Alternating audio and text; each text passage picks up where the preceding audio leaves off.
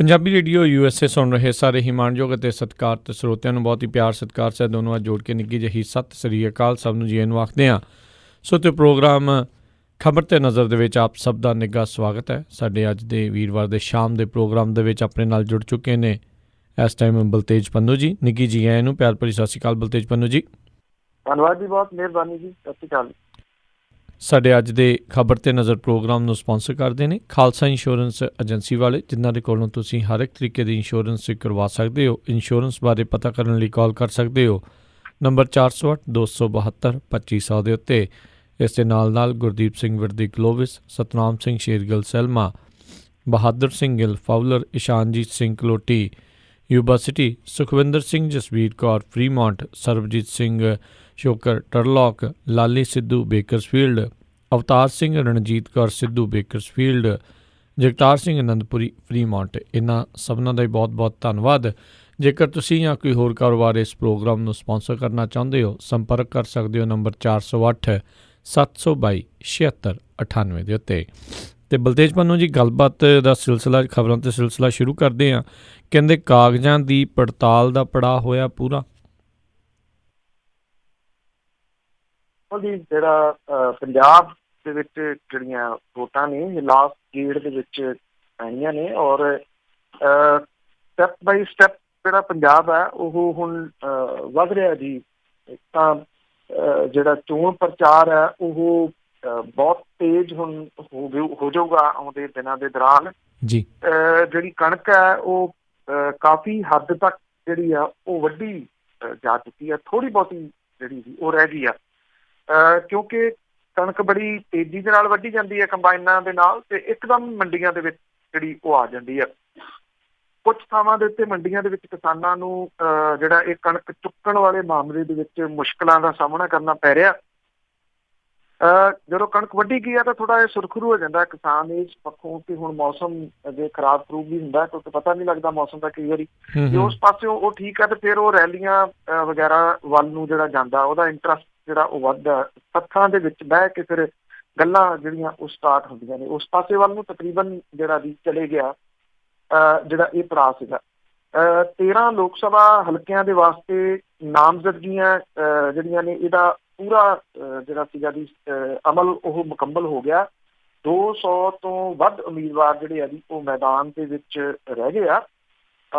ਮੁੱਖ ਮੰਤਰੀ ਕੈਪਟਨ ਅਮਰਿੰਦਰ ਸਿੰਘ ਤੇ ਉਹਦੀ ਸਰਕਾਰ ਦਾ ਵਕਾਰ ਜਿੱਥੇ ਦਾਅ ਦੇ ਉੱਤੇ ਲੱਗਿਆ ਹੋਇਆ, ਉੱਥੇ ਅਕਾਲੀ ਦਲ ਬਾਦਲ, ਆਮ ਆਦਮੀ ਪਾਰਟੀ, ਸੁਖਪਾਲ ਸਿੰਘ ਖਹਿਰਾ ਦੀ ਜਿਹੜੀ ਉਹ ਪਾਰਟੀ, ਇਹ ਜਿਹੜੀ ਵਕਾਰ ਦੀ ਹੋਂਦ ਹੈ ਉਹਦੀ ਲੜਾਈ ਲੜਦੀਆਂ ਹੋਈਆਂ ਜਿਹੜੀਆਂ ਜੀ ਉਹ ਦਿਸ ਰਹੀਆਂ ਨੇ। ਅਕਾਲੀ ਦਲ ਨੇ, ਬਾਦਲ ਨੇ 10 ਤੋਂ, ਭਾਰਤੀ ਜਨਤਾ ਪਾਰਟੀ ਨੇ 3, ਪੰਜਾਬ ਜਮਹੂਰੀ ਗੱਠਜੋੜ ਜਿਹਦੇ 'ਚ ਕਈ ਪਾਰਟੀਆਂ ਜਿਹੜੀਆਂ ਸ਼ਾਮਲ ਨੇ, ਉਹਨਾਂ ਨੇ ਵੀ ਆਪਣੇ ਉਮੀਦਵਾਰ ਇਹਨਾਂ ਲੋਕ ਸਭਾ ਹਲਕਿਆਂ ਤੋਂ ਖੜੇ ਕੀਤੇ ਆ। ਅਕਾਲੀ ਦਲ ਟਕਸਾਲੀ ਨੇ ਜਿਹੜਾ ਕੁਛ ਹਲਕਿਆਂ ਤੋਂ ਆਪਣੇ ਉਮੀਦਵਾਰ ਜਿਹੜੇ ਆ ਉਹ ਖੜੇ ਕੀਤੇ ਆ। ਬਠਿੰਡਾ ਤੋਂ ਜਿਹੜਾ ਇੱਕ ਵਿਧਵਾ ਜਿਹੜੀ ਆ ਜੀ ਉਹਨੇ ਵੱਡੇ ਘਰਾਂ ਨੂੰ ਚੁਣੌਤੀ ਦਿੱਤੀ ਆ, ਔਰ ਕਈ ਸੀਟਾਂ ਨੇ ਇਸ ਤਰ੍ਹਾਂ ਦੀਆਂ ਜਿਹੜੀਆਂ ਕਿ ਕਹਿ ਲਓ ਕਿ ਚਰਚਾ ਦਾ ਵਿਸ਼ਾ ਬਣਨਗੀਆਂ, ਜਿਹਦੇ ਬਣ ਰਹੀਆਂ ਨੇ। ਬਠਿੰਡਾ ਦੀ ਸੀਟ ਹੈ, ਫਿਰੋਜ਼ਪੁਰ ਵਾਲੀ ਸੀਟ ਹੈ, ਪਟਿਆਲੇ ਵਾਲੀ ਸੀਟ ਹੈ, ਸੰਗਰੂਰ ਵਾਲੀ ਸੀਟ ਹੈ, ਗੁਰਦਾਸਪੁਰ ਦੀ ਜਿਹੜੀ ਉਹ ਸੀਟ ਹੈ। ਤੋ ਕੁਛ ਅਹਿਮ ਜਿਹੜੇ ਲੋਕ ਨੇ ਸਿਆਸਤ ਵਿਚਲੇ, ਉਹਨਾਂ ਦਾ ਭਵਿੱਖ ਜਿਹੜਾ ਵੀ ਸਿਆਸਤ ਦੇ ਵਿੱਚ ਕੀ ਹੋਊਗਾ, ਪੰਜਾਬ ਦੀ ਸਿਆਸਤ ਦੇ ਵਿੱਚ ਇਹਨਾਂ ਲੋਕ ਸਭਾ ਚੋਣਾਂ ਨੇ ਜਿਹੜਾ ਉਹ ਤੈਅ ਕਰਨਾ ਹੈ ਕਿ ਕਿਸ ਪਾਸੇ ਵੱਲ ਨੂੰ ਕਹਾਣੀ ਜਿਹੜੀ ਆ ਉਹ ਜਾਊਗੀ। 14 ਦੇ ਵਿੱਚ ਜਿਹੜੀ ਇੱਕ ਤੀਜੀ ਧਿਰ ਦੀ ਆਸ ਵੱਝੀ ਸੀ, ਜਿਹੜੀ ਕਿ 17 ਤੱਕ ਬਹੁਤ ਵੱਡੀ ਹੋ ਗਈ, ਪਰ ਉਸ ਤੋਂ ਬਾਅਦ ਜਿਵੇਂ ਉਹ ਤੀਜੀ ਧਿਰ ਜਿਹੜੀ ਸੀ ਮੂਹਰੇ ਨਾ ਆ ਸਕੀ, ਔਰ ਬਾਅਦ ਦੇ ਵਿੱਚ ਉਹ ਆਪਸ ਦੇ ਵਿੱਚ ਹੀ ਜਿਹੜਾ ਜੀ ਉਹ ਫਟ ਗਏ, ਔਰ ਫਟ ਕੇ ਧੜੇਬੰਦੀਆਂ ਦਾ ਸ਼ਿਕਾਰ ਜਿਹੜਾ ਉਹ ਹੋ ਗਏ। ਅੱਜ ਹਾਲਾਤ ਜਿਹੜੇ ਇਹ ਆ ਕਿ ਉਹ ਆਪੋਜੀਸ਼ਨ ਪਾਰਟੀ ਵੀ ਰਹੂਗੀ ਜਾਂ ਨਹੀਂ, ਜਿਹੋ ਜਿਹੇ ਹਾਲਾਤ ਜਿਹੜੇ ਜੀ ਉਹ ਬਣੇ ਹੋਏ ਆ, ਜਿਹਦੇ ਵਿੱਚ ਕਿਹਾ ਜਾ ਸਕਦਾ ਕਿ ਸ਼ਾਇਦ ਨਹੀਂ ਰਹੂਗੀ। ਉਹ ਵੀ ਆਪਣੀ ਹੋਣ ਦੀ ਲੜਾਈ ਜਿਹੜੀ ਹੈ ਜੀ ਉਹ ਲੜ ਰਹੀ ਹੈ। ਦੂਸਰਾ, ਇਹ ਜਿਹੜੀਆਂ ਚੋਣਾਂ ਨੇ ਪੰਜਾਬ ਦੇ ਵਿੱਚ ਇਹ ਵੀ ਗੱਲ ਜਿਹੜਾ ਜੀ ਉਹ ਤੈਅ ਕਰਨੀ ਹੈ ਕਿ ਕੀ ਪੰਜਾਬ ਮੁੜ ਕੇ ਰਵਾਇਤੀ ਪਾਰਟੀਆਂ ਜੋਗਰਾ ਹੀ ਜਿਹੜਾ ਜੀ ਉਹ ਰਹਿ ਜਾਊਗਾ, ਜਿਹੜੀਆਂ ਕਿ ਉੱਤਰ ਕਾਟੋ ਮੈਂ ਜਿਹੜਾ ਵੀ ਜਿਹੜੀ ਪ੍ਰਵਿਰਤੀ ਆ ਉਹਦੇ ਅਨੁਸਾਰ ਹੀ ਜਿਹੜਾ ਉਹ ਲੜਦੀਆਂ ਨੇ। ਚੋਇਸ ਲੋਕਾਂ ਦੇ ਕੋਲੇ ਬਹੁਤੀ ਜਿਹੜੀ ਹੈ ਜੀ ਸ਼ਾਇਦ ਜਿਹੜੀ ਉਹ ਰਹਿਣੀ ਨਹੀਂ, ਜਿਹੋ ਜਿਹੇ ਹਾਲਾਤ ਜਿਹੜੇ ਬਣੇ ਹੋਏ ਆ ਉਹਦੇ ਵਿੱਚ ਬਹੁਤ ਮਹਿੰਗੀਆਂ ਚੋਣਾਂ ਹੋਣੀਆਂ। ਔਰ ਖਾਸ ਤੌਰ ਦੇ ਉੱਤੇ ਜਿਹੜੀ ਜੱਟ ਰਾਜਨੀਤੀ ਆ ਇਹਦਾ ਬਹੁਤ ਵੱਡਾ ਜਿਹੜਾ ਵੀ ਉਹ ਰੋਲ ਹੈ, ਤੇ ਕੋਈ ਕਿਸੇ ਦੇ ਨਾਲ ਮਿਲ ਕੇ ਕੰਮ ਜਿਹੜਾ ਵੀ ਉਹ ਕਰਨਾ ਨਹੀਂ ਚਾਹੁੰਦਾ। ਜਿਹੜੇ ਕਿ ਮੌਜੂਦਾ ਹਾਲਾਤ ਇਸ ਵੇਲੇ ਪੰਜਾਬ ਦੇ ਬਣੇ ਹੋਏ ਆ ਕਿ ਲੈ ਦੇ ਕੇ ਰਵਾਇਤੀ ਪਾਰਟੀਆਂ ਲੱਗਦਾ ਕਿ ਰਹਿ ਜਾਣਗੀਆਂ। ਜੀ ਜੀ ਬਿਲਕੁਲ ਮੌਕਾ ਸੀਗਾ, ਪੰਜਾਬ ਦੇ ਲੋਕਾਂ ਨੇ ਵੀ ਕੁਛ ਕੀਤੀ ਮਦਦ, ਪਰ ਬਿਲਕੁਲ ਜਿੱਦਾਂ ਤੁਸੀਂ ਕਿਹਾ ਵੀ ਇਹਨਾਂ ਦਾ ਆਪਣਾ ਹੀ ਜਿਹੜਾ ਹੁਣ ਝਾੜੂ ਹੈ ਵੀ ਤੀਲਾ ਹੋ ਰਿਹਾ ਹੈਗਾ। ਅਗਲੀ ਜਿਹੜੀ ਆਪਾਂ ਗੱਲ ਕਰਦੇ ਹਾਂ, ਮਸੂਦ ਅਜ਼ਹਰ ਮਾਮਲੇ ਦੇ ਉੱਤੇ ਸਿਆਸੀ ਲਾਹਾ ਲੈਣ ਦਾ ਯਤਨ ਕਰ ਰਹੀ ਹੈ ਭਾਜਪਾ। ਬੇਸ਼ੱਕ ਇਹ ਜਿਹੜਾ ਵੀ ਕੱਲ ਵੀ ਡਿਟੇਲ 'ਚ ਗੱਲ ਕੀਤੀ ਸੀ ਕਿ ਮਸੂਦ ਅਜ਼ਹਰ ਕੌਣ ਹੈ, ਇਹਨੂੰ UNO ਨੇ ਅੰਤਰਰਾਸ਼ਟਰੀ ਦਹਿਸ਼ਤਗਰਦ ਜਿਹੜਾ ਵੀ ਉਹ ਐਲਾਨਿਆ। ਪਹਿਲਾਂ ਚਾਈਨਾ ਅੜਿੱਕਾ ਪਾਉਂਦਾ ਰਿਹਾ, ਪਰ ਹੁਣ ਚਾਈਨਾ ਜਿਹੜਾ ਸੀਗਾ ਵੀ ਉਹ ਆਪਣੇ ਪਿਛਲੇ ਸਟੈਂਡ ਤੋਂ ਪਾਸੇ ਹਟ ਗਿਆ, ਤੇ ਜਿਹਦੇ ਕਰਕੇ ਉਹਨੇ ਵੀਟੋ ਨਹੀਂ ਕੀਤੀ।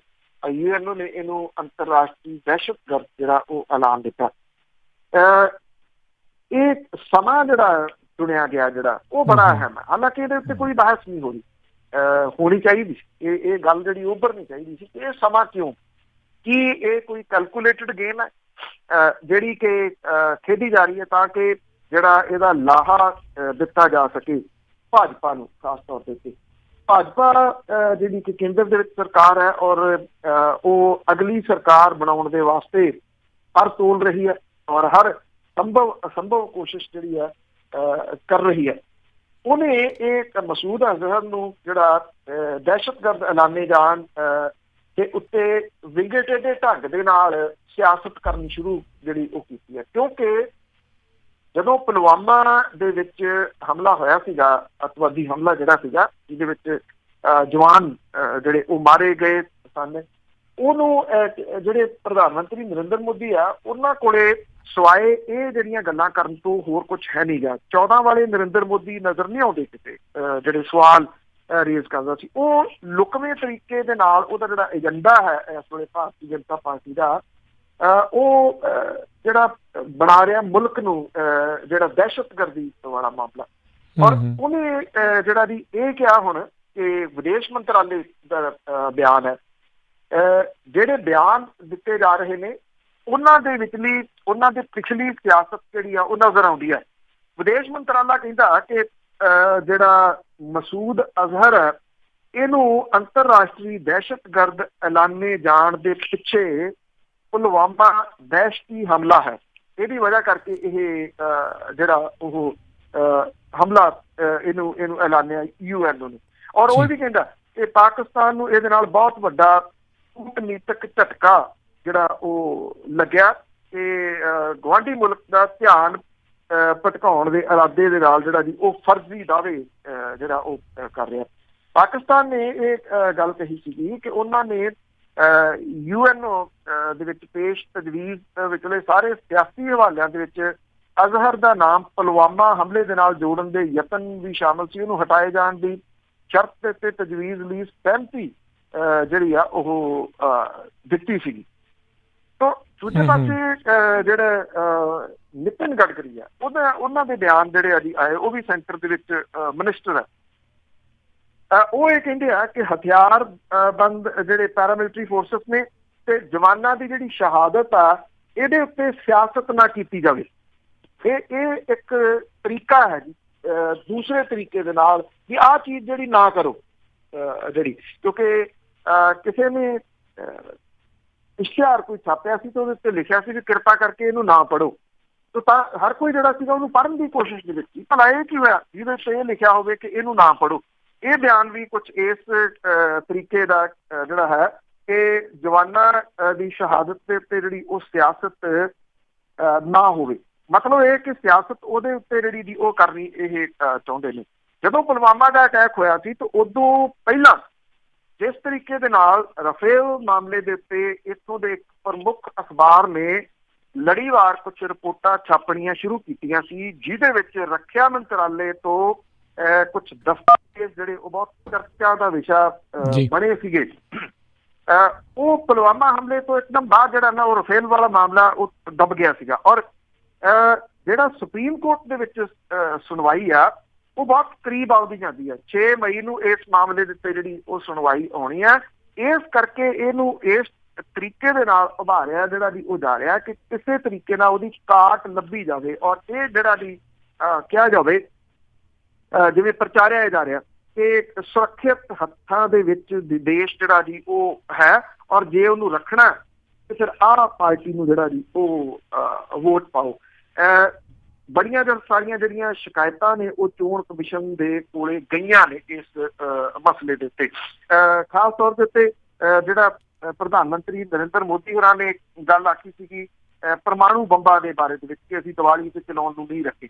ਇਹ ਜਿਹੜੀ ਸ਼ਿਕਾਇਤ ਗਈ ਸੀ ਇਹਨੂੰ ਕਲੀਨ ਚਿੱਟ ਜਿਹੜੀ ਦੀ ਉਹ ਦੇ ਸੀ ਜਿਹੜੀ ਚੋਣ ਕਮਿਸ਼ਨ ਨੇ ਕਲੀਨ ਚਿੱਟ ਦੇ ਦੇਣੀ, ਕਿਉਂਕਿ ਚੋਣ ਕਮਿਸ਼ਨ ਦਾ ਸ਼ੱਕੀ ਕਿਰਦਾਰ ਜਿਹੜਾ ਉਹ ਬਹੁਤ ਸਾਰੇ ਮਾਮਲਿਆਂ ਦੇ ਵਿੱਚ ਬਾਰ-ਬਾਰ ਸਾਹਮਣੇ ਜਿਹੜਾ ਉਹ ਆ ਰਿਹਾ। ਇਸ ਕਰਕੇ ਮੈਂ ਕਹਿੰਦਾ ਜਿਹੜਾ ਪੁਲਵਾਮਾ ਦਾ ਹਮਲਾ, ਜਿਹੜਾ ਰਾਫੇਲ ਡੀਲ ਔਰ ਉਹਦਾ ਚਰਚਾ ਹੋਣਾ, ਹੁਣ ਉਹਦੀ ਜਿਹੜੀ ਸੁਣਵਾਈ ਆ ਜਾਣੀ, ਇਹ ਗਰਾਊਂਡ ਜਿਹੜੀ ਹੈ ਜੀ ਉਦੋਂ ਪਹਿਲਾਂ ਤਿਆਰ ਕੀਤੀ ਜਾ ਰਹੀ ਹੈ। ਇਹ ਸਾਡੀ ਵਜ੍ਹਾ ਕਰਕੇ ਜਿਹੜਾ ਜੀ ਉਹ ਕਹਿੰਦੇ ਕਿ ਹੋ ਗਿਆ, ਨਹੀਂ ਤਾਂ ਅਦਰਵਾਈਜ਼ ਇਹ ਹੋਣਾ ਨਹੀਂ ਸੀਗਾ। ਪਰ ਜਦੋਂ ਚਾਈਨਾ ਬਾਰ-ਬਾਰ ਵੀਟੋ ਕਰਦਾ ਸੀਗਾ ਪਹਿਲਾਂ UNO ਦੇ ਵਿੱਚ, ਉਦੋਂ ਭਲਾ ਚਾਈਨਾ ਦਾ ਕੀ ਕਰ ਲਿਆ ਸੀ? ਜੀ ਜੀ ਜੀ ਬਿਲਕੁਲ। ਤੇ ਜਿਹੜੀ ਗੱਲ ਤੁਸੀਂ ਕਹੀ ਆ ਵੀ ਇਹ ਜਿਹੜਾ ਸਮਾਂ ਬੜਾ ਹੀ ਇਹਨਾਂ ਦੇ ਅਨੁਕੂਲ ਜਿਹੜਾ ਹੋ ਰਿਹਾ ਆ, ਵੀ ਇਹਨਾਂ ਨੂੰ ਕਿਤੇ ਨਾ ਕਿਤੇ ਇਸ ਦਾ ਅਸਰ ਜਿਹੜਾ ਆ ਪੋਜ਼ੀਟਿਵ ਨਜ਼ਰ ਆਊਗਾ। ਅਗਲੀ ਜਿਹੜੀ ਆਪਾਂ ਪੰਨੂ ਜੀ ਗੱਲ ਕਰਦੇ ਹਾਂ, ਪਾਦਰੀ ਕੋਲੋਂ ਲੁੱਟੀ ਰਕਮ ਦਾ ਕੁਛ ਹਿੱਸਾ 2.5 ਕਰੋੜ ਬਰਾਮਦ। ਦੇਖੋ ਜੀ ਇਹ ਅਜੇ ਤਾਂ ਵੈਸੇ ਇਹਦੇ ਭੇਦ ਆ ਜਿਹੜੇ ਉਹ ਖੁੱਲਣਗੇ। ਉਮੀਦ ਆ ਇਸ ਗੱਲ ਦੀ ਕਿ ਇਹ ਕਿਵੇਂ ਸਾਰਾ ਕੁਝ ਜਿਹੜਾ ਹੋਇਆ ਸੀਗਾ, ਇੱਕ ਫਿਲਮੀ ਸਟਾਈਲ ਦੇ ਵਿੱਚ ਮਾਰਿਆ ਗਿਆ, ਪੁਲਿਸ ਵੱਲੋਂ ਮਾਰਿਆ ਗਿਆ ਇਹ ਡਾਕਾ ਸੀਗਾ। ਡਾਕਾ ਲਫ਼ਜ਼ ਇਸ ਕਰਕੇ ਸਹੀ ਆ ਕਿ ਜਿਹੜਾ ਪਰਚਾ ਦਰਜ ਹੋਇਆ ਉਹਦੇ ਵਿੱਚ ਡਾਕੇ ਦੀ ਧਾਰਾ ਆ, ਇਹ ਡਾਕਾ ਪਿਆ ਸੀਗਾ। ਔਰ ਪੁਲਿਸ ਜਿਹੜੀ ਆ ਉਹਨੇ ਇੱਕ ਨਾਕੇ ਤੋਂ ਕਾਰ ਕਿਵੇਂ ਚੁੱਕੀ, ਕਿਵੇਂ ਜਿਹੜਾ ਦੀ ਗਏ, ਉਦੋਂ ਪਹਿਲਾਂ 2 ASI ਜਿਹੜੇ ਸੀ ਉਹਨਾਂ ਦੀ ਬਦਲੀ ਕਿਵੇਂ ਹੋਈ, ਇਹ ਬੜੀਆਂ ਸਾਰੀਆਂ ਫਿਲਮੀ ਕਹਾਣੀ ਵਰਗੀਆਂ ਜਿਹੜੀਆਂ ਕਹਾਣੀਆਂ ਸੀ। ਪੁਲਿਸ ਪ੍ਰੈਸ ਕਾਨਫਰੰਸ ਕਰਕੇ ਕੁਛ ਦੱਸ ਰਹੀ ਆ, ਹੋਇਆ ਉਹਦੇ ਵਿੱਚ ਜਿਹੜਾ ਦੀ ਉਹ ਕੁਛ ਹੈ। ਜਦੋਂ ਹੁਣ ਇਹ ASI ਜਿਹੜੇ ਫੜੇ ਗਏ ਆ, ਅੱਛਾ ਇਹ ਵੀ ਆ ਕਿ ਇਹ ਕੇਰਲਾ ਦੇ ਵਿੱਚੋਂ ਕਿਉਂ ਫੜੇ ਗਏ, ਇਹ ਵੀ ਆਪਣੇ ਆਪ ਦੇ ਵਿੱਚ ਅਜੇ ਭੇਦ ਆ। ਦੇਖੋ ਇਹ ਭੇਦ ਸਾਹਮਣੇ ਆਉਂਦਾ ਜਾਂ ਨਹੀਂ ਨਿਕਲ ਕੇ ਵੀ ਕਿ ਕੀ ਕਾਰਨ ਸੀਗਾ। ਪਰ ਇੱਥੇ ਛਾਪੇਮਾਰੀ ਜਿਹੜੀ ਦੀ ਉਹ ਜ਼ਰੂਰ ਹੋਈ ਆ। ਇਹਦਾ ਮਤਲਬ ਇਹ ਆ ਕਿ ਉਹਨਾਂ ਨੂੰ ਫੜਦਿਆਂ ਸਾਰ ਇੱਥੇ ਲਿਆਉਣ ਤੱਕ ਵੀ ਉਹਨਾਂ ਤੋਂ ਜਿਹੜੀ ਆ ਉਹ ਪੁੱਛਗਿੱਛ ਜਾਰੀ ਹੈ, ਜਿਹਦੇ ਆਧਾਰ ਦੇ ਉੱਤੇ ਇਹ ਛਾਪੇਮਾਰੀਆਂ ਜਿਹੜੀਆਂ ਉਹ ਕੀਤੀਆਂ ਗਈਆਂ ਨੇ। ਐਂਥਨੀ ਮੈਜਾਸਟਰੀ ਦੇ ਕੋਲੋਂ ਲੁੱਟੇ ਗਏ ਜਿਹੜੇ 6 ਕਰੋੜ 66 ਲੱਖ ਰੁਪਈਆ ਜਿਹੜਾ ਗਾਇਬ ਕਰਤਾ ਸੀਗਾ ਪੁਲਿਸ ਨੇ। ਇਹਨਾਂ ਦੀ ਜਿਹੜੇ ਥਾਣੇਦਾਰਾਂ ਦੀ ਪੁੱਛ ਪੜਤਾਲ ਤੋਂ ਬਾਅਦ ਥਾਂ ਦੇ ਉੱਤੇ ਛਾਪੇਮਾਰੀ ਕੀਤੀ ਗਈ। ਪਟਿਆਲਾ ਦੇ 3 ਬੰਦਿਆਂ ਦੇ ਕੋਲੋਂ ਔਰ ਟੋਟਲ ਜਿਹੜੇ ਨੇ 6 ਬੰਦੇ ਨੇ ਜਿਨ੍ਹਾਂ ਦੇ ਕੋਲੋਂ ਇਹ ਪੈਸਾ ਬਰਾਮਦ ਕੀਤਾ ਗਿਆ। ਇਹ ਕੋਈ 2 ਕਰੋੜ ਤੇ 38 ਲੱਖ ਰੁਪਈਆ ਹੁਣ ਤੱਕ ਬਰਾਮਦ ਕੀਤਾ ਗਿਆ। ਜਿਹੜਾ ASI ਆ ਰਾਜਪ੍ਰੀਤ ਸਿੰਘ, ਉਹਦੇ ਰਿਸ਼ਤੇਦਾਰ ਜਿਹੜਾ ਅਮਰੀਕ ਸਿੰਘ, ਜਿਹੜਾ ਕਿ ਇੱਥੇ ਪਟਿਆਲੇ ਦੇ ਵਿੱਚ ਥਾਣਾ ਸਿਵਲ ਲਾਈਨ ਜਿਹੜਾ ਪੈਂਦਾ ਉੱਥੇ ਜਿਹੜਾ ਦੀ ਉਹ ਰਹਿੰਦੇ ਸੀਗੇ, ਇਹਦੇ ਮੁਨਸ਼ੀ ਆ ਉਹ, ਇਹਦੇ ਕਬਜ਼ੇ ਦੇ ਵਿੱਚੋਂ 30 ਲੱਖ ਰੁਪਈਆ ਬਰਾਮਦ ਜਿਹੜਾ ਉਹ ਕੀਤਾ ਗਿਆ। ਦੂਜਾ ਥਾਣੇਦਾਰ ਜੋਗਿੰਦਰ ਸਿੰਘ ਦੇ ਗੁਆਂਢੀ ਮੁਹੰਮਦ ਸ਼ਕੀਲ ਦੇ ਘਰੋਂ 20 ਲੱਖ ਰੁਪਈਆ ਜਿਹੜਾ ਉਹ ਬਰਾਮਦ ਹੋਇਆ। ਪਟਿਆਲਾ ਡਿਸਟ੍ਰਿਕਟ ਦੇ ਪਾਤੜਾਂ ਸ਼ਹਿਰ ਦੇ ਵਿੱਚ ਸੁਰਿੰਦਰਪਾਲ ਚਿੜੀ ਆ, ਉਹਦੇ ਕਬਜ਼ੇ ਦੇ ਵਿੱਚੋਂ ਪੁਲਿਸ ਨੇ 40 ਲੱਖ ਰੁਪਈਆ ਬਰਾਮਦ ਜਿਹੜਾ ਦੀ ਉਹ ਕੀਤਾ। ਜਿਹੜੇ ਛਾਪੇ ਮਾਰਨ ਵਾਲੀ ਜਿਹੜੀ ਟੀਮ ਸੀ ਉਹਦੇ ਵਿੱਚ SIT ਦੇ ਮੈਂਬਰ ਜਿਹੜੇ ਦੀ ਉਹ ਸ਼ਾਮਲ ਰਹੇ ਨੇ। ਮਾਨਸਾ ਦੇ ਪਿੰਡ ਰਾਏਪੁਰ ਦੇ ਵਿੱਚੋਂ ਨਿਰਮਲ ਸਿੰਘ ਦੇ ਕੋਲੋਂ 1 ਕਰੋੜ ਰੁਪਈਆ ਜਿਹੜਾ ਉਹ ਬਰਾਮਦ ਕੀਤਾ, ਹਾਲਾਂਕਿ ਉਹ ਖੁਦ ਫਰਾਰ ਹੋ ਗਿਆ। ਸੰਗਰੂਰ ਦੇ ਕਸਬਾ ਮੂਨਕ ਦਾ ਦਵਿੰਦਰ ਕੁਮਾਰ ਤੋਂ 30 ਲੱਖ ਰੁਪਈਆ, ਸੰਜੀਵ ਕੁਮਾਰ ਕੋਲੋਂ 18 ਲੱਖ ਰੁਪਈਆ ਬਰਾਮਦ ਜਿਹੜਾ ਉਹ ਕੀਤਾ ਗਿਆ। ਇਹ 2 ਕਰੋੜ ਮਾਫ ਕਰਨਾ 38 ਲੱਖ ਰੁਪਈਆ ਬਰਾਮਦ ਕੀਤਾ, ਜਦੋਂ ਕਿ ਇਹ 6 ਕਰੋੜ 66 ਲੱਖ ਹੈ। ਜਿੱਥੋਂ ਇਹ ਬਰਾਮਦ ਹੋਏ ਆ, ਇਹ ਆਪਣੇ ਆਪ ਦੇ ਵਿੱਚ ਬੜਾ ਜਿਹੜਾ ਦੀ ਇੰਟਰਸਟਿੰਗ ਸਵਾਲ ਹੈ ਕਿ ਕੀ ਇਹਨਾਂ ਨੇ ਪੈਸੇ ਫਿਰ ਜਿੰਨੇ ਹੋ ਸਕੇ ਜਿਹੜੇ ਦੀ ਉਹ ਵੱਢ ਤੇ ਇੱਥੇ ਜਿਹੜਾ ਦੀ ਇੰਨੇ ਰੱਖ ਦਿੱਤੇ, ਜਾਂ ਇਹ ਹਿੱਸਾ ਪੱਤੀ ਸੀਗੀ। ਇਹ ਆਪਣੇ ਆਪ ਦੇ ਵਿੱਚ ਜਿਹੜਾ ਦੀ ਉਹ ਸਵਾਲ ਹੈ। ਜਿਹੜੀ SIT ਆ ਉਹ ਇਹ ਕਹਿ ਰਹੀ ਹੈ ਕਿ ਬਾਕੀ ਪੈਸੇ ਵੀ ਛੇਤੀ ਬਰਾਮਦ ਜਿਹੜੇ ਆ ਉਹ ਕੀਤੇ ਜਾਣਗੇ। ਜਦੋਂ ਪੈਸਾ ਬਰਾਮਦ ਹੋ ਜਾਂਦਾ ਨਾ ਜੀ, ਇਹ ਕਿਉਂਕਿ ਇਹ ਕੇਸ ਪ੍ਰਾਪਰਟੀ ਬਣ ਗਈ, ਇਹਦੇ ਨਾਲ ਕੇਸ ਸਟਰੋਂਗ ਹੋ ਜਾਂਦਾ। ਪਹਿਲਾਂ ਇਹ ਕਿਹਾ ਜਾ ਰਿਹਾ ਸੀਗਾ ਕਿ ਸ਼ਾਇਦ ਹੋ ਸਕਦਾ ਕਿ ਪੈਸੇ ਜਿਹੜੇ ਉਹ ਬਰਾਮਦ ਨਾ ਜਿਹੜੇ ਜੀ ਉਹ ਹੋ ਸਕਣ, ਪਰ ਇਹ ਅਜੇ ਇੱਕ ਹਿੱਸਾ, ਇੱਕ ਵੱਡਾ ਹਿੱਸਾ 4 ਕਰੋੜ ਤੋਂ ਉੱਪਰ, 4.5 ਕਰੋੜ ਦੇ ਕਰੀਬ ਜਿਹੜਾ ਜੀ ਅਜੇ ਉਹ ਅਣਸੁਲਝਿਆ ਹੈ ਕਿ ਉਹ ਕਿੱਥੇ ਜਿਹੜਾ ਜੀ ਹੈ। ਸੋ ਪੁਲਿਸ ਕਹਿੰਦੀ ਹੈ ਕਿ ਛਾਪੇਮਾਰੀ ਜਿਹੜੀ ਹੈ ਜੀ ਉਹ ਜਾਰੀ ਰਹੂਗੀ। ਇਹ ਪੁਲਿਸ ਦੇ, ਪੰਜਾਬ ਪੁਲਿਸ ਦੇ ਇਤਿਹਾਸ ਦੇ ਵਿੱਚ ਹੁੰਦਾ ਤਾਂ ਬਹੁਤ ਕੁਛ ਰਿਹਾ ਜੀ, ਕੁਛ ਵੀ ਸੰਭਵ ਆ, ਪਰ ਇਹ ਕਮਾਲ ਦਾ ਜਿਹੜਾ ਜੀ ਉਹ ਕੇਸ ਹੈ। ਸੰਭਵ ਤਾਂ ਪਿਛਲੇ ਦਿਨ ਇਹ ਵੀ ਹੋਇਆ ਨਾ ਕਿ ਇੱਕ ਨਕਲੀ ਡੀਐਸਪੀ ਅਸਲੀ ਗਨਮੈਨ ਲਈ ਫਿਰਦਾ ਸੀਗਾ, ਉਹ ਵਿਆਹ ਵੀ ਕਰਾ ਗਿਆ ਇਸ ਜਿਹੜਾ ਜੀ ਉਹ ਚੱਕਰ ਦੇ ਵਿੱਚ। ਸੋ ਇਹ ਪੰਜਾਬ ਪੁਲਿਸ ਦੀਆਂ ਕਹਾਣੀਆਂ ਨੇ। ਉਮੀਦ ਹੈ ਕਿ ਜਿਹੜੀ ਬੰਬੇ ਫਿਲਮ ਇੰਡਸਟਰੀ ਹੈ, ਜੇ ਉਹਦੀ ਕਿਸੇ ਦੀ ਨਿਗਾਹ ਪਵੇ ਇਹਦੇ ਉੱਤੇ, ਤਾਂ ਇੱਕ ਚੰਗੀ ਫਿਲਮ ਦਾ ਸਬਜੈਕਟ ਹੈਗਾ ਜੀ। ਕਈ ਫਿਲਮਾਂ ਜਿਹੜੀਆਂ ਸੀਕਵਲ ਪ੍ਰੀਕਵਲ ਜਿਹੜੇ ਇਹਦੇ 'ਤੇ ਬਣਾਏ ਜਾ ਸਕਦੇ ਨੇ। ਅਗਲੀ ਜਿਹੜੀ ਆਪਾਂ ਗੱਲ ਕਰਦੇ ਹਾਂ, ਤੁਸੀਂ ਵਿਧਵਾਵਾਂ ਦੀ ਪਹਿਲੀ ਖਬਰ 'ਚ ਜ਼ਿਕਰ ਕਰ ਰਹੇ ਸੀ। ਬਠਿੰਡੇ ਦੇ ਵਿੱਚ ਜਿਹੜੀਆਂ ਖੜੀਆਂ ਨੇ, ਕਹਿੰਦੇ ਦਫ਼ਤਰਾਂ ਦੇ ਵਿੱਚ ਉਹਨਾਂ ਨੂੰ ਚੰਗਾ ਖੱਜਲ ਖੁਆਰੀ ਦਾ ਸਾਹਮਣਾ ਕਰਨਾ ਪੈ ਰਿਹਾ। ਐਕਚੁਅਲੀ ਇਹ ਜਿਹੜੀਆਂ ਔਰਤਾਂ ਨੇ, ਲੜਕੀ ਹੈ ਜਿਹਦਾ ਬਾਪ ਖੁਦਕੁਸ਼ੀ ਕਰ ਗਿਆ ਸੀਗਾ, ਇੱਥੇ ਪੰਜਾਬੀ ਯੂਨੀਵਰਸਿਟੀ ਦੇ ਵਿੱਚ ਇਹ ਲੜਕੀ ਪੜ੍ਹਦੀ ਆ। ਬੜੀ ਦਲੇਰ ਕੁੜੀ ਹੈ ਜੀ, ਮੈਂ ਇਹਨੂੰ ਮਿਲਿਆ ਵੀ ਆ, ਦਲੇਰ ਬੱਚੀ ਆ ਇਹ। ਔਰ ਉਹ ਜਿਸ ਕਿਸਮ ਦੀ ਕੋਸ਼ਿਸ਼ ਜਿਹੜੀ ਕਰ ਰਹੀ ਆ, ਉਹ ਬੜੀ ਨਿਵੇਕਲੀ ਕੋਸ਼ਿਸ਼ ਹੈ। ਉਹ ਬਠਿੰਡੇ ਤੋਂ ਇਹਨਾਂ ਔਰਤਾਂ ਦਾ, ਵਿਧਵਾਵਾਂ ਦਾ ਪਰਚੇ ਭਰਨਾ, ਕਿਉਂਕਿ ਉੱਥੇ ਸਾਨਾਂ ਦਾ ਭੇੜ ਹੈ, ਕਰੋੜਾਂ ਰੁਪਈਆ, ਵੱਡੇ ਵੱਡੇ ਹੋਰਡਿੰਗ ਜਿਹੜੇ ਆ ਜੀ ਉਹ ਲੱਗੇ ਹੋਏ ਆ। ਇਹਨਾਂ ਵਿਚਾਰੀਆਂ ਦੇ ਕੋਲੇ ਬੱਸ ਦਾ ਕਿਰਾਇਆ ਵੀ ਹੈ ਨੀਗਾ। ਜਿਹੜੇ ਪੈਸੇ ਦੇਣੇ ਪੈਂਦੇ ਆ ਜਿਹੜਾ ਇਲੈਕਸ਼ਨ ਲੜਨ ਦੇ ਵਾਸਤੇ, 10-10, 20-20 ਰੁਪਈਏ ਇਹਨਾਂ ਨੇ ਕਿਸਾਨਾਂ ਤੋਂ, ਮਜ਼ਦੂਰਾਂ ਤੋਂ ਇਕੱਠੇ ਕਰਕੇ ਜਿਹੜੇ ਵੀ ਉਹ ਦਿੱਤੇ। ਇੱਕ ਨੇ ਜਿਹੜਾ ਜੀ ਮੇਨ ਉਮੀਦਵਾਰ ਬਣਨਾ ਸੀ, ਦੂਜੇ ਨੇ ਵਾਪਸ ਲੈਣੇ ਸੀਗੇ ਕਾਗਜ਼। ਇਹਨਾਂ ਨੂੰ ਸੱਦਿਆ ਗਿਆ ਫੋਨ ਕਰਕੇ ਕਿ ਤੁਸੀਂ 3:30 ਵਜੇ ਜਿਹੜਾ ਦਫ਼ਤਰ ਦੇ ਵਿੱਚ ਆ ਜਾਓ, ਕਾਗਜ਼ਾਂ ਦੀ ਪੜਤਾਲ ਉੱਥੇ ਜਿੱਥੇ ਚੱਲ ਰਹੀ ਸੀ, ਕਿਉਂਕਿ ਆਖਰੀ ਦਿਨ ਸੀਗਾ। ਇੱਕ ਜਾਣੀ ਨੇ ਜਿਹੜੇ ਦੀ ਇਹ ਕਾਗਜ਼ ਵਾਪਸ ਲੈਣੇ ਸੀ, ਜਿਹੜੀ ਵੀਰਪਾਲ ਕੌਰ ਹੈ ਉਹਨੇ ਚੋਣ ਲੜਨੀ ਸੀ, ਮਨਜੀਤ ਕੌਰ ਨੇ ਇਹ ਕਾਗਜ਼ ਵਾਪਸ ਲੈਣੇ ਸੀ। ਅਸਲ ਕਵਰਿੰਗ ਕੈਂਡੀਡੇਟ ਦੇ ਕਰਕੇ 2 ਰੱਖੇ ਗਏ ਸੀ ਵੀ ਜੇ ਇੱਕ ਦੇ ਰੱਦ ਹੁੰਦੇ ਆ ਤੇ ਦੂਜੇ ਦੇ ਕਾਗਜ਼ ਜਿਹੜੇ ਉਹ ਅੱਗੇ ਜਿਹੜਾ ਦੀ ਤੋਰ ਲਏ ਜਾਣ। ਅੱਛਾ, ਇਹ ਜਦੋਂ 3:30 ਵਜੇ ਉੱਥੇ ਪਹੁੰਚ ਗਈਆਂ ਤੇ ਇਹਨਾਂ ਨੂੰ ਬਿਠਾਈ ਜਿਹੜਾ ਦੀ ਉਹ ਰੱਖਿਆ, ਔਰ ਬਿਠਾ ਕੇ ਬਾਅਦ ਦੇ ਵਿੱਚ ਇਹ ਕਹਿਤਾ 4:30 ਵਜੇ ਵੀ ਇਹ ਤਾਂ ਤੁਹਾਡਾ ਤਾਂ ਟਾਈਮ ਜਿਹੜਾ ਉਹ ਲੰਘ ਗਿਆ।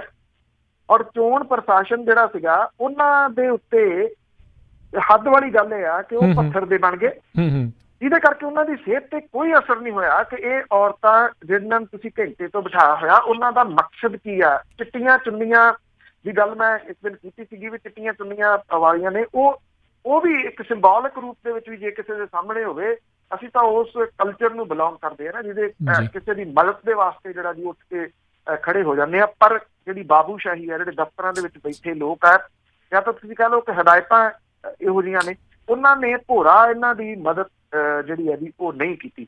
ਹੋਇਆ ਕੀ ਕਿ ਇਹਨਾਂ ਦੋਨਾਂ ਦੇ ਕਾਗਜ਼ ਜਿਹੜੇ ਦਾਖਲ ਕੀਤੇ ਸੀਗੇ ਇਹਨਾਂ ਨੇ, ਔਰ ਇਹ ਜਿਹੜਾ ਦੱਸਣਾ ਚਾਹੁੰਦੀਆਂ ਸੀ ਇੱਕ ਜਾਣੀ ਜਿਹੜੀ ਵੀ ਉਹ ਚੋਣ ਲੜ ਕੇ।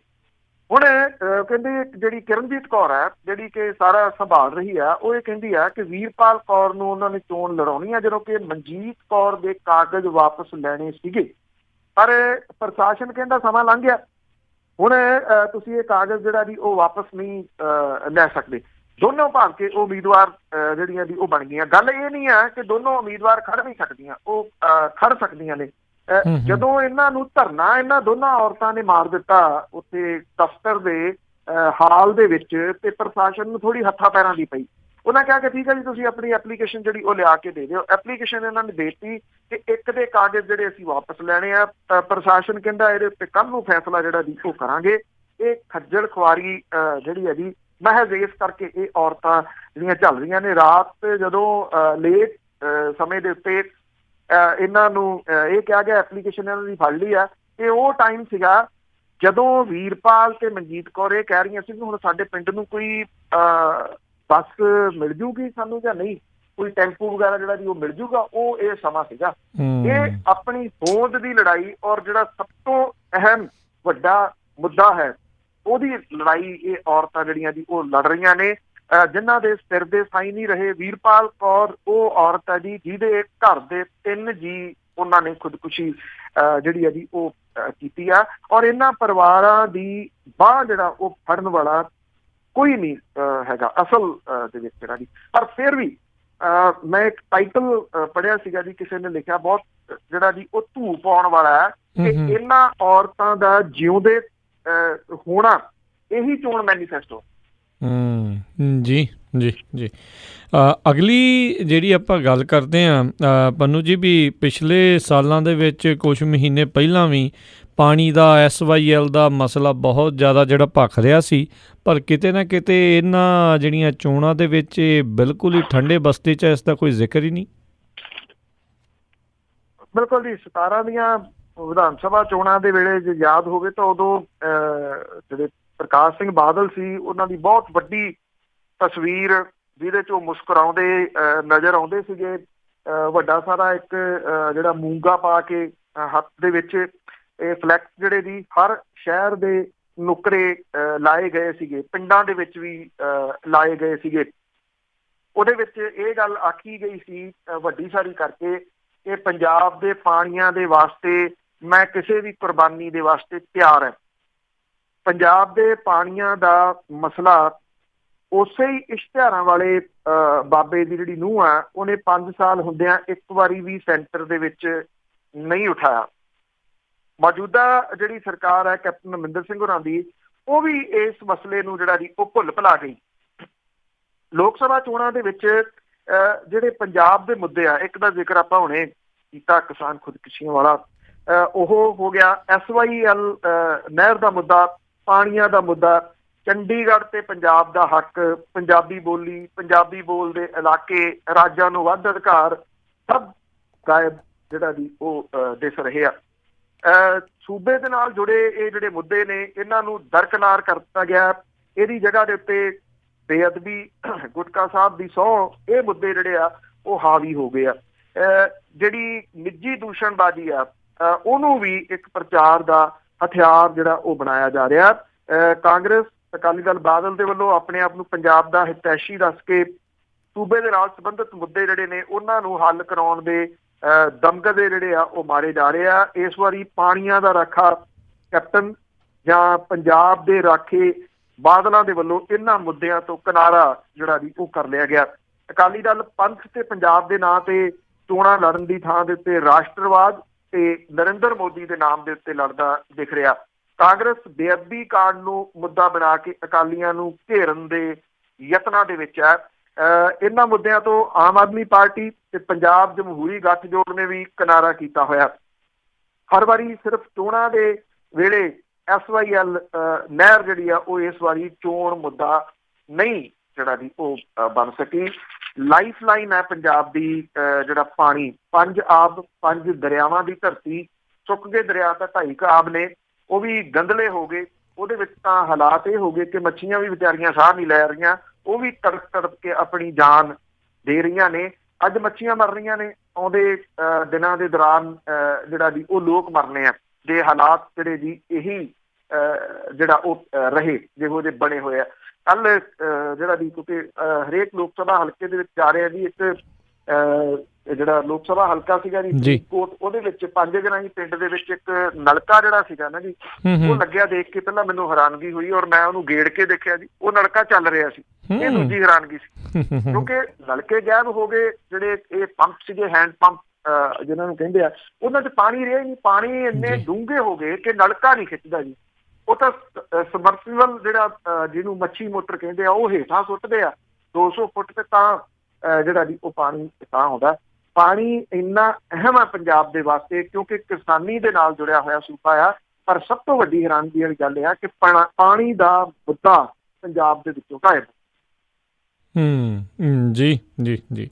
ਅਗਲੀ ਜਿਹੜੀ ਆਪਾਂ ਗੱਲ ਕਰਦੇ ਹਾਂ, ਨਸ਼ਾ ਛਡਾਓ ਕੇਂਦਰ ਕਿਤੇ ਨਾ ਕਿਤੇ ਹਮੇਸ਼ਾ ਹੀ ਵਿਵਾਦਿਤ ਚਰਚਾ ਦਾ ਵਿਸ਼ਾ ਬਣੇ ਰਹੇ ਆ, ਅਤੇ ਕਹਿੰਦੇ ਇੱਕ ਵਾਰੀ ਫਿਰ ਉੱਥੇ ਇੱਕ ਜਿਹੜੇ ਉਸ ਦੀ ਕੁੱਟਮਾਰ ਹੋਈ ਆ ਵਿਅਕਤੀ ਦੀ, ਅਤੇ ਉਸ ਦੀ ਬਾਅਦ 'ਚ ਮੌਤ ਹੋ ਗਈ। ਐਕਚੁਅਲੀ ਜੀ ਜਿਹੜੇ ਇਹ ਪ੍ਰਾਈਵੇਟ ਨਸ਼ਾ ਛਡਾਊ ਸੈਂਟਰ ਨੇ ਇਹ ਬੁੱਚੜਖਾਨੇ ਨੇ। ਸਹੀ ਪੁੱਛੋ ਤਾਂ ਇਹਨਾਂ ਦਾ ਨਾਮ ਜਿਹੜਾ ਜੀ ਉਹ ਬੁੱਚੜਖਾਨੇ ਹੋਣਾ ਚਾਹੀਦਾ, ਕਿਉਂਕਿ ਇਹ ਲੋਕ ਕੀ ਕਰਦੇ ਆ, ਇਹਨਾਂ ਕੁਛ ਤਾਂ ਹੈਗੇ ਜਿਹੜੇ ਰਜਿਸਟਰਡ ਨੇ, ਕੁਛ ਰਜਿਸਟਰਡ ਵੀ ਨਹੀਂ ਹੈਗੇ ਜੀ, ਇਹ ਉਂਝ ਹੀ ਬਣੇ ਹੋਏ ਆ। ਜਿਹੜੇ ਲੋਕ ਨਸ਼ਾ ਕਰਦੇ ਆ, ਕਿਉਂਕਿ ਪਤਾ ਹੀ ਆ ਸਭ ਨੂੰ ਪੰਜਾਬ ਦੇ ਵਿੱਚ ਕਿੰਨੀ ਵੱਡੀ ਸਮੱਸਿਆ, ਉਹ ਇਹਨਾਂ ਦੇ ਨਾਲ ਜਦੋਂ ਸੰਪਰਕ ਕਰਦੇ ਆ, ਇਹਨਾਂ ਨੂੰ ਪੈਸੇ ਦੇ ਦਿੰਦੇ ਆ ਕਿ ਆਹ ਫਲਾਨਾ ਬੰਦਾ, ਫਿਰ ਇਹ ਕੀ ਕਰਦੇ ਆ, ਇਹਨਾਂ ਦੇ ਲੱਠ ਮਾਰ ਜਿਹੜੇ ਮੁੰਡੇ ਰੱਖੇ ਹੋਏ ਆ, ਉਹ ਉਸ ਬੰਦੇ ਨੂੰ ਚੁੱਕਦੇ ਆ, ਉਹਦੀ ਰੇਕੀ ਕਰਕੇ ਕਿ ਅੱਜ ਕਿੱਥੇ ਜਿਹੜਾ ਵੀ ਹੈਗਾ, ਚੁੱਕ ਕੇ ਉਹਨੂੰ ਲੈ ਜਾਂਦੇ ਆ। ਫਿਰ ਉੱਥੇ ਨਸ਼ਾ ਛਡਾਊ ਸੈਂਟਰਾਂ ਦੇ ਵਿੱਚ ਉਹਨੂੰ ਬੰਨ੍ਹਿਆ ਜਾਂਦਾ, ਬੰਨ੍ਹ ਕੇ ਉਹਨੂੰ ਕੁੱਟਿਆ ਜਾਂਦਾ, ਉਹਨੂੰ ਭੁੱਖਾ ਰੱਖਿਆ ਜਾਂਦਾ, ਔਰ ਉਹਦੇ ਉੱਤੇ ਜਿਹੜਾ ਤਸ਼ੱਦਦ ਆ ਉਹ ਕੀਤਾ ਜਾਂਦਾ, ਮਾਨਸਿਕ ਤਸ਼ੱਦਦ ਤਾਂ ਕੀਤਾ ਹੀ ਜਾਂਦਾ, ਜਿਹੜਾ ਸਰੀਰਕ ਤਸ਼ੱਦਦ ਆ ਉਹਦਾ ਵੀ ਸਾਹਮਣਾ ਉਹਨੂੰ ਜਿਹੜਾ ਉਹ ਕਰਨਾ ਪੈਂਦਾ। 45 ਸਾਲਾ ਇੱਕ ਵਿਅਕਤੀ, ਉਹਦੇ ਪਰਿਵਾਰ ਨੇ ਦਿੜਬੇ ਦੇ ਕੋਲੇ ਪੈਂਦਾ ਸੂਲਰ ਘਰਾਟ, ਇੱਥੇ ਇੱਕ ਪ੍ਰਾਈਵੇਟ ਜਿਹੜਾ ਸੀਗਾ ਨਵਚੇਤਨਾ ਫਾਊਂਡੇਸ਼ਨ ਨਸ਼ਾ ਛਡਾਊ ਸੈਂਟਰ ਸੀ, ਉੱਥੇ ਦਾਖਲ ਕਰਵਾਇਆ। ਜਦੋਂ ਇਹਦੇ ਘਰਦਿਆਂ ਨੂੰ ਜਿਹੜਾ ਦੀ ਫੋਨ ਉਹਨਾਂ ਦਾ ਗਿਆ ਕਿ ਉਹ ਬਿਮਾਰ ਹੋ ਗਿਆ ਤੇ ਉਹਨੂੰ ਹਸਪੀਟਲ ਦਾਖਲ ਕਰਵਾਇਆ ਗਿਆ, ਉਹਨਾਂ ਨੇ ਜਾ ਕੇ ਦੇਖਿਆ ਤਾਂ ਸਟ੍ਰਿਕਚਰ ਦੇ ਉੱਤੇ ਜਿਹੜਾ ਜੀ ਉਹ ਪਾਇਆ ਹੋਇਆ ਸੀ, ਉਹਦੇ ਪੈਰ ਨੀਲੇ ਸੀਗੇ। ਇਹ ਕਿਹਾ ਜਾ ਰਿਹਾ ਕਿ ਉਹਨੂੰ ਪੁੱਠਾ ਕਰਕੇ ਉਹਨੂੰ ਕੁੱਟਿਆ ਗਿਆ, ਉਹਦੇ ਪੈਰਾਂ ਦੇ ਜਿਹੜੀਆਂ ਤਲੀਆਂ ਸੀ ਉੱਥੇ ਜਿਹੜੀ ਇੰਨੀ ਬੁਰੇ ਤਰੀਕੇ ਦੇ ਨਾਲ ਕੁੱਟਮਾਰ ਕੀਤੀ ਗਈ ਕਿ ਉਹਦੀ ਮੌਤ ਜਿਹੜੀ ਸੀ ਉਹ ਹੋ ਗਈ। ਜਿਹੜਾ ਇਹਦਾ ਮੁੰਡਾ ਸੀ, ਉਹਦੇ ਜਿਹੜੀ ਸ਼ਿਕਾਇਤ ਦੇ ਆਧਾਰ ਦੇ ਉੱਤੇ ਜਿਹੜਾ ਇਹ ਨਸ਼ਾ ਛਡਾਊ ਸੈਂਟਰ ਸੀਗਾ, ਉਹਦੇ ਉੱਤੇ ਪਰਚਾ ਜਿਹੜਾ ਉਹ ਦਰਜ ਕੀਤਾ ਗਿਆ, ਔਰ ਇਹ ਕਿਹਾ ਜਾ ਰਿਹਾ ਕਿ ਪੁਲਿਸ ਇਹਦੀ ਤਫਤੀਸ਼ ਜਿਹੜੀ ਆ ਉਹ ਕਰ ਰਹੀ ਆ, ਜਦੋਂ ਕਿ ਨਸ਼ਾ ਛਡਾਊ ਸੈਂਟਰ ਦਾ ਜਿਹੜਾ ਮਾਲਕ ਹੈ ਜੀ ਉਹ ਅਜੇ ਪੁਲਿਸ ਦੀ ਪਹੁੰਚ ਤੋਂ ਜਿਹੜਾ ਉਹ ਦੂਰ ਹੈ।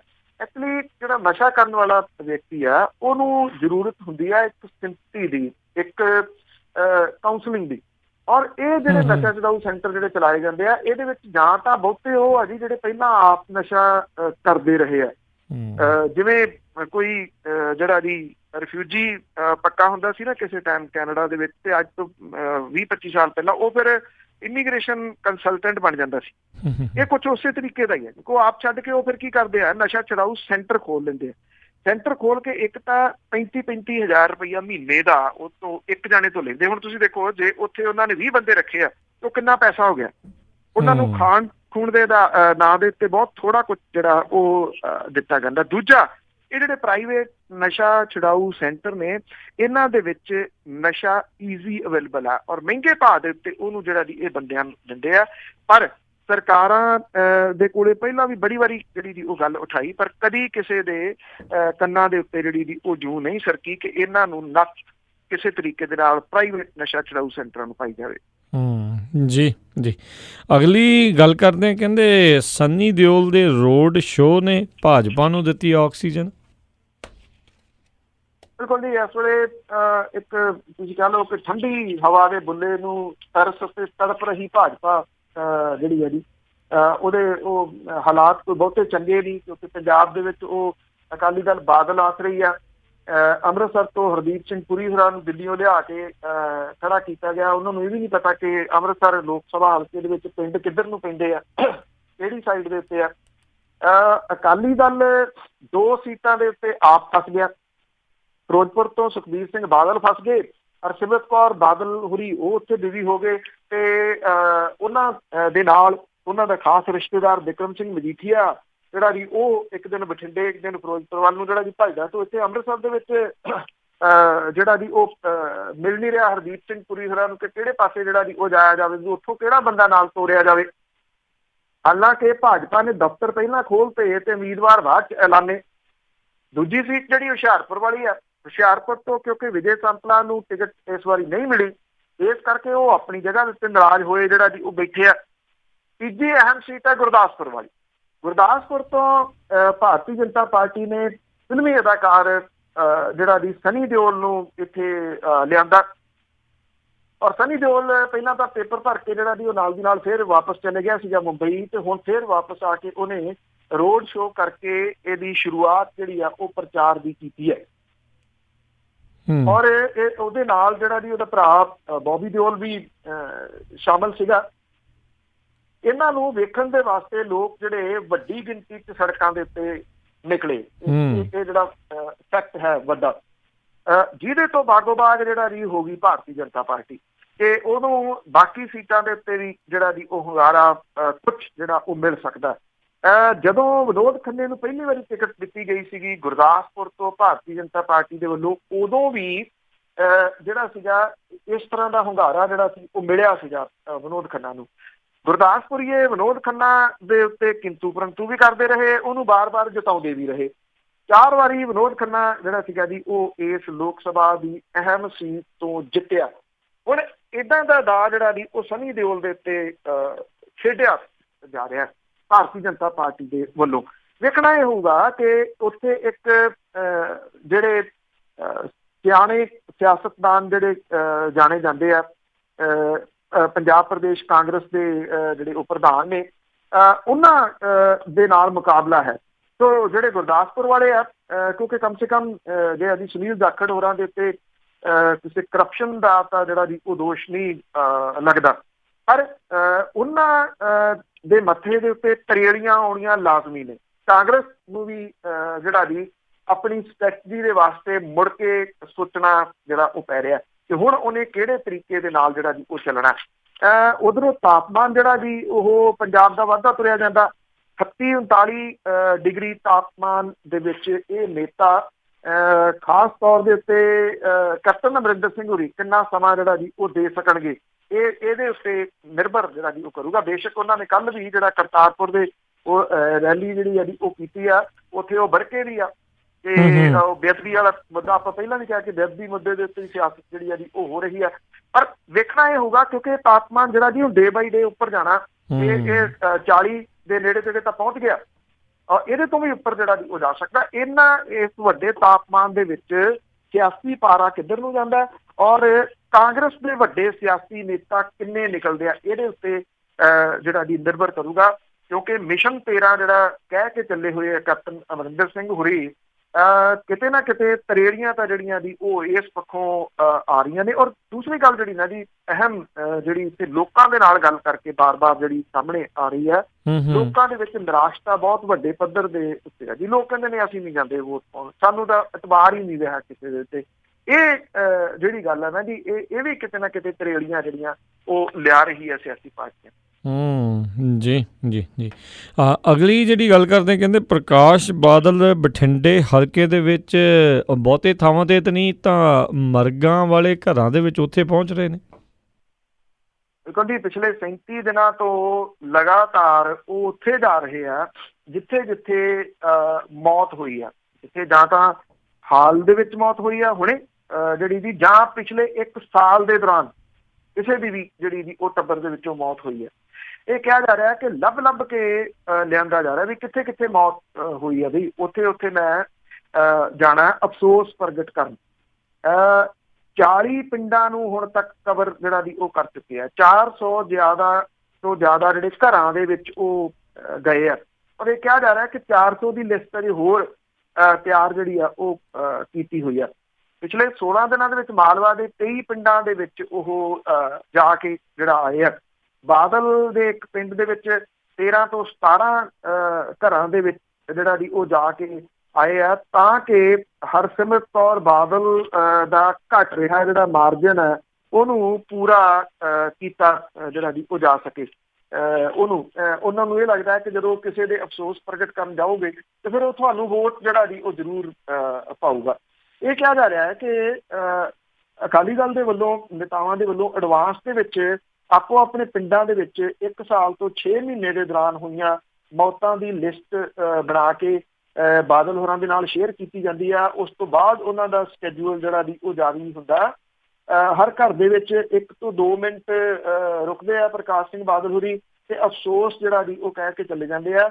ਇਹਨੂੰ ਸ਼ੋਕ ਸਭਾ ਜਿਹੜੀ ਕਹੀ ਜਾਂਦੀ ਹੈ। ਕੋਈ ਰਾਜਨੀਤਿਕ ਗੱਲ ਜਿਹੜਾ ਦੀ ਉਹ ਨਹੀਂ ਕਰਦੇ, ਉੱਥੇ ਇਹੀ ਕਹਿੰਦੇ ਆ ਮੈਂ ਤਾਂ ਬਸ ਦੁੱਖ ਦੇ ਮੌਕੇ ਕਾਕਾ ਤੁਹਾਡੇ ਨਾਲ ਜਿਹੜਾ ਸਾਂਝ ਪਾਉਣ ਆਇਆ ਸੀਗਾ, ਹੋਰ ਕੋਈ ਗੱਲ ਨਹੀਂ ਕਰਦੇ। ਪਰ ਜਿਨ੍ਹਾਂ ਦੇ ਘਰ ਦੇ ਜੀਅ ਦੀ ਮੌਤ ਹੋਏ ਨੂੰ, ਕਿਉਂਕਿ ਵਰੀਣਾ ਪਾਠ ਜਿਹੜਾ ਉਹ 9 ਜਾਂ 10 ਮਹੀਨੇ ਤੋਂ ਬਾਅਦ ਲੋਕ ਅਕਸਰ ਆਪਣੇ ਕਲਚਰ 'ਚ ਕਰਾ ਲੈਂਦੇ, ਜਿਨ੍ਹਾਂ ਨੇ ਵਰੀਣਾ ਪਾਠ ਟਾਲਿਆ ਹੁੰਦਾ ਉਹਨਾਂ ਨੂੰ ਵੀ ਹੈਰਾਨਗੀ ਹੁੰਦੀ ਹੈ ਵੀ ਇਹ ਕਿੱਥੋਂ ਚੇਤਾ ਆ ਗਿਆ ਹੁਣ ਅਫਸੋਸ ਪ੍ਰਗਟ ਕਰਨ ਦਾ। ਜੀ ਜੀ, ਕੋਈ ਵੀ ਜਿਹੜਾ ਆ ਰਾਜਨੀਤੀ ਵਾਲੇ ਲੋਕ ਆ ਮੌਕਾ ਛੱਡਦੇ ਨਹੀਂ ਵੀ ਵੋਟ ਕਿਸੇ ਨਾ ਕਿਸੇ ਤਰੀਕੇ ਨਾਲ ਖਿੱਚ ਲਈ ਜਾਵੇ। ਅਤੇ ਬਹੁਤ ਬਹੁਤ ਬਲਤੇਜ ਪੰਨੂ ਜੀ, ਤੁਹਾਡਾ ਧੰਨਵਾਦ, ਤੁਸੀਂ ਸਾਡੇ ਨਾਲ ਜੁੜੇ ਇਹਨਾਂ ਖਬਰਾਂ ਬਾਰੇ ਜਾਣਕਾਰੀ ਦਿੱਤੀਆਂ। ਅਗਲੀ ਵਾਰ ਤੱਕ ਲਈ ਬੜੀ ਮਿਹਰਬਾਨੀ, ਪਿਆਰ ਭਰੀ ਸਤਿ ਸ਼੍ਰੀ ਅਕਾਲ ਜੀ। ਧੰਨਵਾਦ ਜੀ ਬਹੁਤ। ਅਤੇ ਸਰੋਤਿਓ, ਇੱਥੇ ਹੀ ਸਾਡਾ ਅੱਜ ਦਾ ਇਹ ਪ੍ਰੋਗਰਾਮ ਆ ਉਹ ਹੁਣ ਸਮਾਪਤ ਆ। ਮਿਲਦੇ ਹਾਂ ਤੁਹਾਨੂੰ ਸਾਰਿਆਂ ਨੂੰ ਅਗਲੀ ਵਾਰ। ਉਦੋਂ ਤੱਕ ਲਈ ਮੇਰੇ ਰਾਜਕਰਮਜੀਤ ਸਿੰਘ ਵੱਲੋਂ ਵੀ ਤੁਹਾਨੂੰ ਸਾਰਿਆਂ ਨੂੰ ਪਿਆਰ, ਸਤਿਕਾਰ, ਸਹਿਤ, ਨਿੱਘੀ ਜਿਹੀ ਸਤਿ ਸ੍ਰੀ ਅਕਾਲ। ਜਿਉਂਦੇ ਵਾਸਤੇ ਰਹੋ, ਹੱਸਦੇ ਖੇਡਦੇ ਰਹੋ, ਸੁਣਦੇ ਰਹੋ ਪੰਜਾਬੀ ਰੇਡੀਓ USA।